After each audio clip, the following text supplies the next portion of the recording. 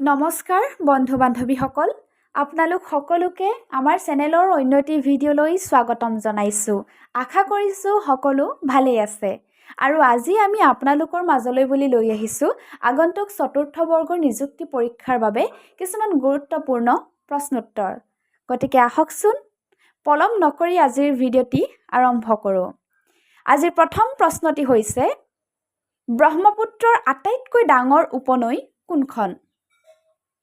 উত্তৰ সোৱণশিৰি আজিৰ দ্বিতীয় প্ৰশ্নটি হৈছে পৰিকল্পনা আয়োগ কেতিয়া গঠন কৰা হৈছিল উত্তৰ 1950 চনত ইয়াৰ পৰৱৰ্তী প্ৰশ্নটি হৈছে ভাৰতৰ ৰাজধানী কি উত্তৰ নতুন দিল্লী ইয়াৰ পৰৱৰ্তী প্ৰশ্নটি হৈছে নেপালৰ ৰাজধানী কি উত্তৰ কাঠমাণ্ডু ইয়াৰ পৰৱৰ্তী প্ৰশ্নটি হৈছে ভূটানৰ ৰাজধানী কি উত্তৰ থিম্ফু ইয়াৰ পৰৱৰ্তী প্ৰশ্নটি হৈছে বাংলাদেশৰ ৰাজধানী কি উত্তৰ ঢাকা ইয়াৰ পৰৱৰ্তী প্ৰশ্নটি হৈছে ভাৰতৰ বৃহত্তম জনবহুল নগৰখনৰ নাম কি উত্তৰ মুম্বাই ইয়াৰ পৰৱৰ্তী প্ৰশ্নটি হৈছে অসমত মুঠ কেইখন বিশ্ব ঐতিহ্য ক্ষেত্ৰ আছে উত্তৰ 3খন ইয়াৰ পৰৱৰ্তী প্ৰশ্নটি হৈছে বিশ্ব নাৰী দিৱস কিমান তাৰিখে পালন কৰা হয় উত্তৰ 8 মাৰ্চ ইয়াৰ পৰৱৰ্তী প্ৰশ্নটি হৈছে নীতি আয়োগ কেতিয়া গঠন কৰা হৈছিল উত্তৰ 2015 চনত ইয়াৰ পৰৱৰ্তী প্ৰশ্নটি হৈছে চিল্কা হ্ৰদ ক'ত অৱস্থিত উত্তৰ উৰিষ্যাত ইয়াৰ পৰৱৰ্তী প্ৰশ্নটি হৈছে ব্ৰহ্মপুত্ৰক বাংলাদেশত কি নামেৰে জনা যায় উত্তৰ যমুনা ইয়াৰ পৰৱৰ্তী প্ৰশ্নটি হৈছে অসমৰ কোনজন ব্যক্তিৰ স্মৃতিত শিল্পী দিৱস পালন কৰা হয় উত্তৰ জ্যোতিপ্ৰসাদ আগৰৱালা ইয়াৰ পৰৱৰ্তী প্ৰশ্নটি হৈছে অসমত প্ৰথম ৰেলপথ মুকলি ক'ত কৰা হৈছিল উত্তৰ ডিব্ৰুগড়ৰ পৰা মাৰ্ঘেৰিটালৈ ইয়াৰ পৰৱৰ্তী প্ৰশ্নটি হৈছে কলমপৰীয়া কবি বুলি কাক কোৱা হয় উত্তৰ দেৱকান্ত বৰুৱা ইয়াৰ পৰৱৰ্তী প্ৰশ্নটি হৈছে জ্ঞানপীঠ বঁটা লাভ কৰা প্ৰথম মহিলা কোনগৰাকী আছিল উত্তৰ আশাপূৰ্ণা দেৱী ইয়াৰ পৰৱৰ্তী প্ৰশ্নটি হৈছে প্ৰথম অসমীয়া অনাতাঁৰ নাটখনৰ নাম কি উত্তৰ বিন বৈৰাগী ইয়াৰ পৰৱৰ্তী প্ৰশ্নটি হৈছে ভৱানন্দ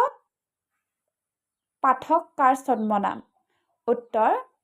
দত্ত বাণীকান্ত কাকতি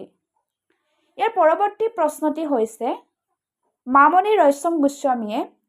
সাহিত্য অকাডেমী বঁটা পোৱা গ্ৰন্থখনৰ নাম কি উত্তৰ মামৰে ধৰা তৰোৱাল ইয়াৰ পৰৱৰ্তী প্ৰশ্নটি হৈছে